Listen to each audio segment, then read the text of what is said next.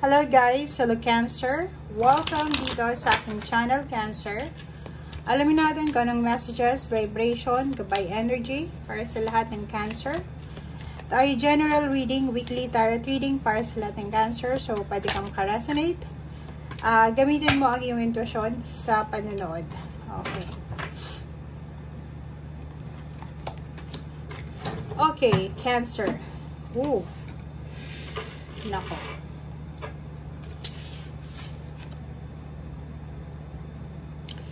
Meron ditong Cancer na marami silang gustong mangyari sa buhay nila.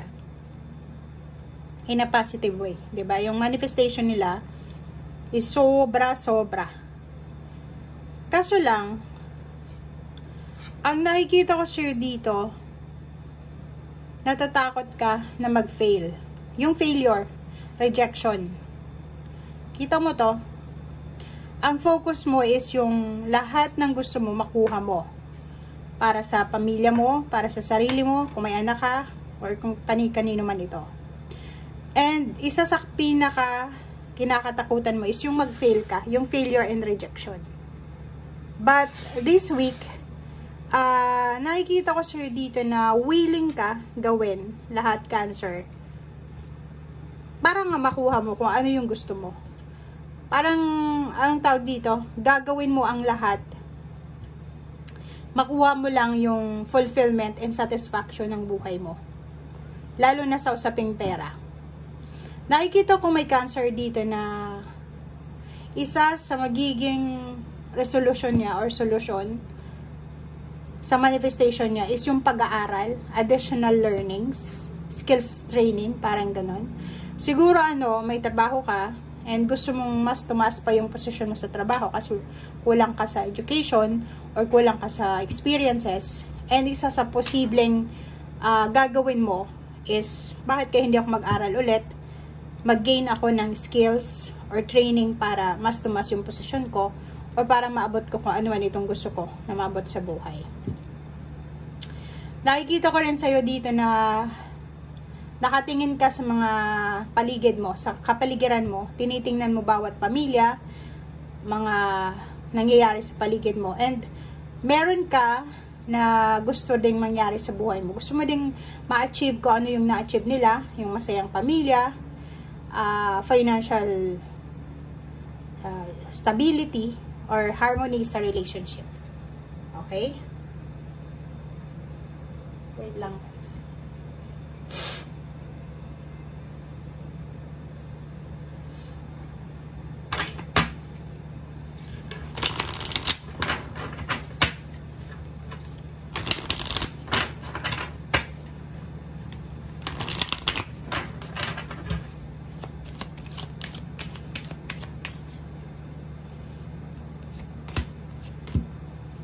Okay, Cancer. Oh, tingnan mo to, 'di ba? Kung makikita mo to, nandun ka na sa next step next level.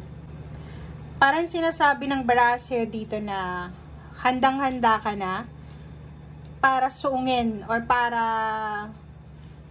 gawin kung ano yung next step patungo doon sa tagumpay na minamanifest mo. Oh. Same din dito, etong book na to, and join in, may nakikita ko sa'yo dito na willing ka na sumali sa mga community organization, like, yun nga, diba, yung may uso ngayon, diba, yung kasama ka sa organisasyon, sa mga financial learnings, or kung ano pa man, parang ganun ang nakikita ko, na handa ka na gawin lahat para lang makuha mo to na financial windfall or success, or para lang umangat yung buhay mo. Yun ang nakikita ko sir dito. Sobra yung willingness mo talaga dito. Motivation.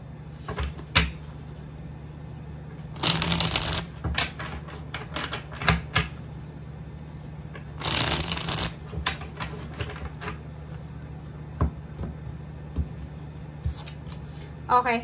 5 of Swords. Nakikita ko sir dito maraming mga tao sa paligid mo na nakikita mo na nag-fail may nagsucceedan sa buhay. But, ikaw, mas lalo kang naging motivated, 'di ba? The more na may nakikita kang nagfi-feel ng mga tao, parang iniisip mo na, it's time na para sa akin, para ako naman yung magtagumpay. Okay, Magician. Dito din, sa linggong ito, isang posibleng balita, isang hindi inaasahang good news, or balita, itong matatanggap mo, tungkol sa pera. Pero ang balitang ito is hindi pa siya sa ngayon. Like, pwedeng tungkol ito sa next month, next few months, or next year, or next few weeks. Parang ganon. So, may balita dito, good news tungkol sa pera. Like, kung may naghihintay ng inheritance, may binibenta, or kung ano pa man, posibleng makatanggap kayo ng balita sa ngayon. Okay, so next two cards natin is Death card and Queen of Pentacles. So, nakikita ko talaga sa'yo, kung makikita mo tong Death card is, bago ka na, bagong persona na, 'di ba? Hindi ka na tulad dati, Cancer, na, yung Cancer dati is, sobrang galante, siguro.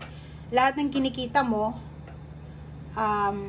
siguro binibigay mo sa asawa mo or sa parents mo, para sa pang-araw-araw na pangangailangan. But ngayon, nag-iba ka na, 'di ba? Ang nakikita ko sa'yo dito, Queen of Pentacles ka na. Na parang, lahat ng ginagawa mo, lahat ng kikitain mo sa ngayon, gusto mo itago na siya. Gusto mo i-save, gusto mong may makukuha ka after 3 years. Especially yung mga Cancer dito na medyo may edad na.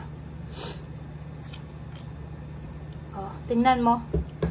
Page of Swords, ang dami-daming balita, guys, na posibleng matanggap ka sa mga susunod na araw or linggo na pwedeng maging dahilan ng balanse ng iyong pera. So, yun na nga. If ever naghihintay ka, may binibenta ka ba? Naghihintay ka ng inheritance? Pwedeng yun. Pwedeng dumating na. Or posibleng payouts, or posibleng may tulong financial, or posibleng umuutang ka, or kung ano man, or promotion, salary increase. Nakikita natin dito na malapit na. Papasok ka 'di ba? Tapos ka na doon sa era mo. Papasok ka sa bagong mundo ng tagumpay.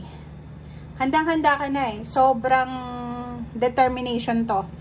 Sobra-sobra yung determination mo, yung drive, yung passion, para maabot kung ano man ito na success na nasa isip or nasa puso mo. Comment down below if resonated ka dyan.